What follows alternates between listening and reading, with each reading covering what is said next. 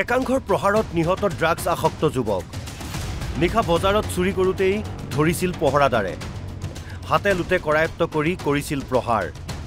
ঢিঙত প্ৰাণ গ'ল বিভিন্ন অপৰাধত অভিযুক্ত আৰিফ আলীৰ ঘটনা সন্দৰ্ভত 4জনক আটক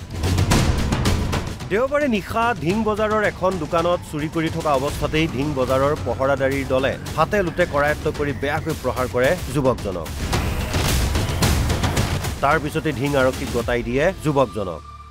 কিন্তু চুৰটোৰ শাৰীৰিক অৱস্থা অৱনতি ঘটাত ঢিং আৰক্ষীয়ে ততাতৈয়াকৈ নগাঁৱৰ মহখুলিস্থিত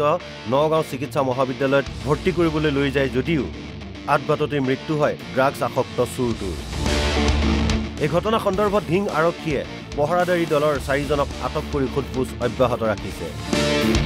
উল্লেখ্য যে ঢিং বজাৰৰ সমীপৱৰ্তী অঞ্চলত সঘনাই এই চুৰটোৱে সংঘটিত কৰি আহিছিল চুৰি কাৰ্যৰ লগতে বিভিন্ন অপৰাধজনিত ঘটনা হয় আজি ৰাতিপুৱা আমাৰ থানাত খবৰ আহে যে এজন মানুহ কৰায়ত্ব কৰি ৰাখিছিলে বজাৰত আৰিফুল আলী বুলি আৰু সেই মানুহজনক ফুটাত বান্ধি কোনোবা ব্যক্তিয়ে মাৰপিট কৰা বুলি ক'লে লগে লগে আমাৰ পুলিচে ঢিং এফআইউত লৈ গ'ল ঢিং এফআইউ চিকিৎসা কৰাৰ পিছত থানালৈ লৈ আহোঁতে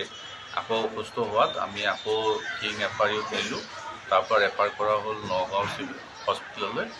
আৰু তাত পোৱাৰ আগতে তেখেতৰ মৃত্যু হয় এতিয়া আমি বাকী যিখিনি প্ৰচিডিউৰ আছে সেইমতে আমি একশ্যন ল'ম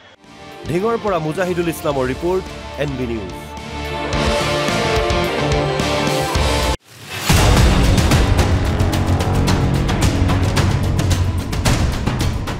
একাংশৰ প্ৰহাৰত নিহত ড্ৰাগছ আসক্ত যুৱক নিশা বজাৰত চুৰি কৰোঁতেই ধৰিছিল পহৰাদাৰে হাতে লুটে কৰায়ত্ব কৰি কৰিছিল প্ৰহাৰ ঢিঙত প্ৰাণ গ'ল বিভিন্ন অপৰাধত অভিযুক্ত আৰিফ আলীৰ ঘটনা সন্দৰ্ভত 4জনক আটক দেওবাৰে নিশা ঢিং বজাৰৰ এখন দোকানত চুৰি কৰি থকা অৱস্থাতেই ঢিং বজাৰৰ পহৰাদাৰীৰ দলে হাতে লুটে কৰায়ত্ব কৰি বেয়াকৈ প্ৰহাৰ কৰে যুৱকজনক তাৰ পিছতে ঢিং আৰক্ষীক গতাই দিয়ে যুৱকজনক কিন্তু চুৰটোৰ শাৰীৰিক অৱস্থা অৱনতি ঘটাত ঢিং আৰক্ষীয়ে ততাতৈয়াকৈ নগাঁৱৰ মহখুলিস্থিত নগাঁও চিকিৎসা মহাবিদ্যালয়ত ভৰ্তি কৰিবলৈ লৈ যায় যদিও আতবাততে মৃত্যু হয় ড্ৰাগছ আসক্ত চুৰটোৰ এই ঘটনা সন্দৰ্ভত ঢিং আৰক্ষীয়ে পহৰাদাৰী দলৰ 4জনক আটক কৰি সোধপোছ অব্যাহত ৰাখিছে উল্লেখ্য যে ঢিং বজাৰৰ সমীপৱৰ্তী অঞ্চলত সঘনাই এই চুৰটোৱে সংঘটিত কৰি আহিছিল চুৰি কাৰ্যৰ লগতে বিভিন্ন অপৰাধজনিত ঘটনা হয় আজি ৰাতিপুৱা আমাৰ থানাত খবৰ আহে যে এজন মানুহ কৰায়ত্ব কৰি ৰাখিছিলে বজাৰত আৰিফুল আলী বুলি আৰু সেই মানুহজনক ফুটাত বান্ধি কোনোবা ব্যক্তিয়ে মাৰপিট কৰা বুলি ক'লে লগে লগে আমাৰ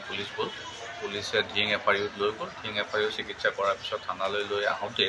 আকৌ অসুস্থ হোৱাত আমি আকৌ ঢিং এফআইউত নিলোঁ তাৰপৰা ৰেফাৰ কৰা হ'ল নগাঁও চিভিল হস্পিটেললৈ আৰু তাত পোৱাৰ আগতে তেখেতৰ মৃত্যু হয় এতিয়া আমি বাকী যিখিনি প্ৰচিডিউৰ আছে সেইমতে আমি একশ্যন ল'ম ঢিঙৰ পৰা মুজাহিদুল ইছলামৰ ৰিপৰ্ট NB নিউজ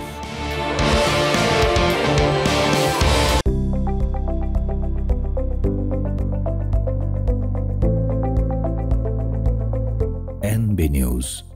সহজ সৰল ভাষাত নৱভাৰতৰ কথা